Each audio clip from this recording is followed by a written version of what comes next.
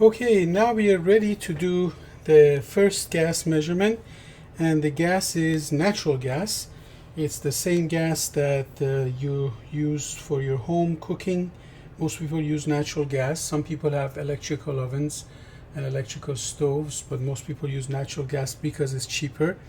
So I have a natural gas line that feeds my Bunsen burner, and I'm pretty sure that this gas line has air in it because it was shut off for a while. So I'm going to purge the air out because I don't want air in here. I just want the pure natural gas. And I also have a gadget here to show you. This is a carbon dioxide analyzer. It's measuring parts per million of carbon dioxide.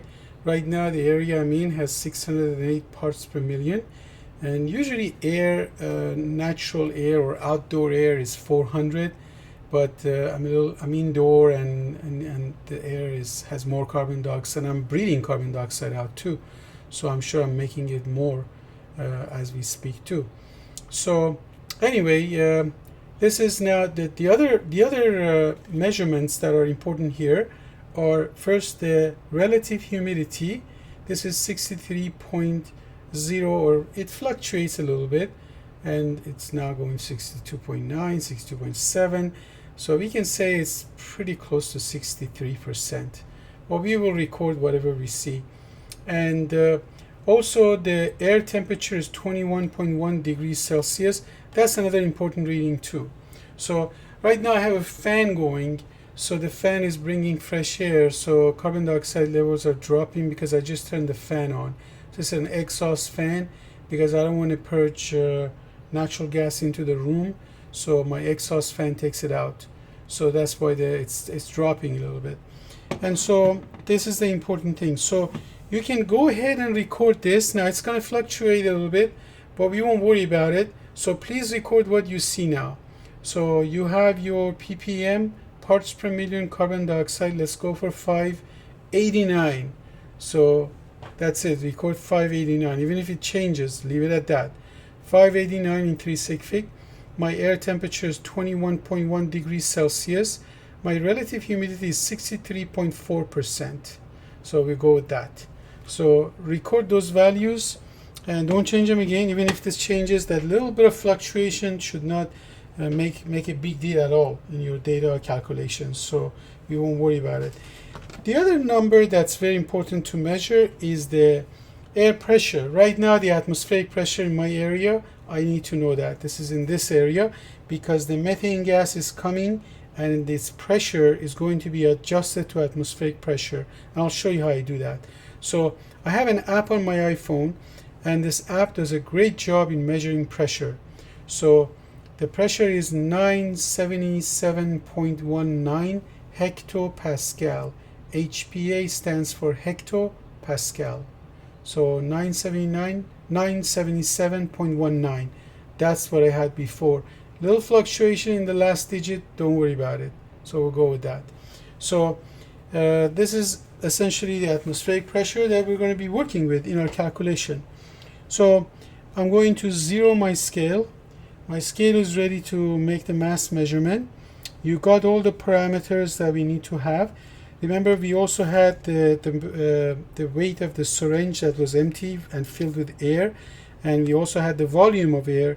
Using the density of air at the pressure and temperature that we have here, we can calculate the volume of the syringe when it's filled to 500. So that was why we did it.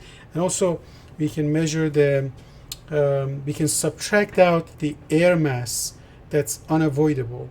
And so you cannot really weigh the syringe in this way when the air is out and then put a gas and weigh it again. You really have to open the syringe up to the mark and then subtract out the mass of the air in it, and then put the new gas, suck it into the 500 mark, and reweigh. That's what I'm going to do. So let's go ahead and purge the methane gas. So my methane gas is coming out of here. You can't see it. My fan is over here.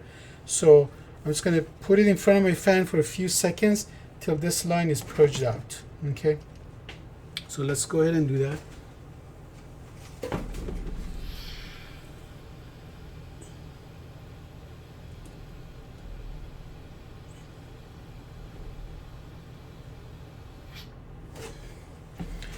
Okay, so this line now is filled with methane. This methane has certain amount of pressure in it.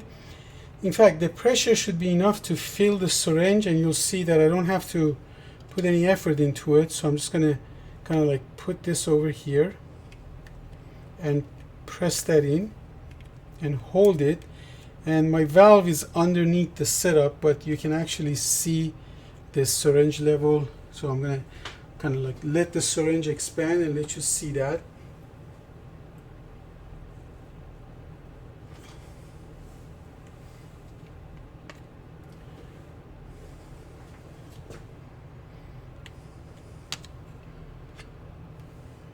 I guess you can see the movement. So that little pressure is sort of like pushing the methane inside. So I'm going to just help it a little bit. It's moving on its own, but it's slow. So I'll help it a little bit. I'm going to fill it a little more.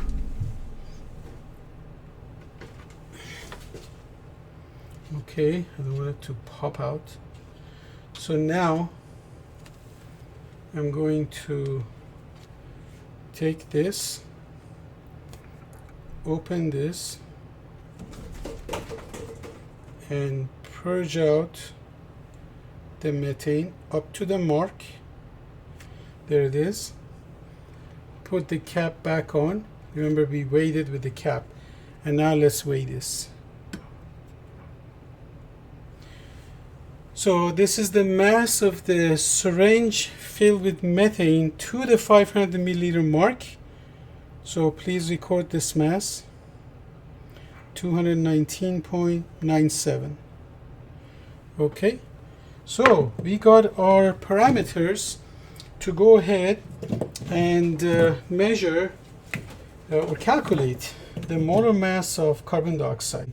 The methane gas that I use to fill the syringe is not pure methane.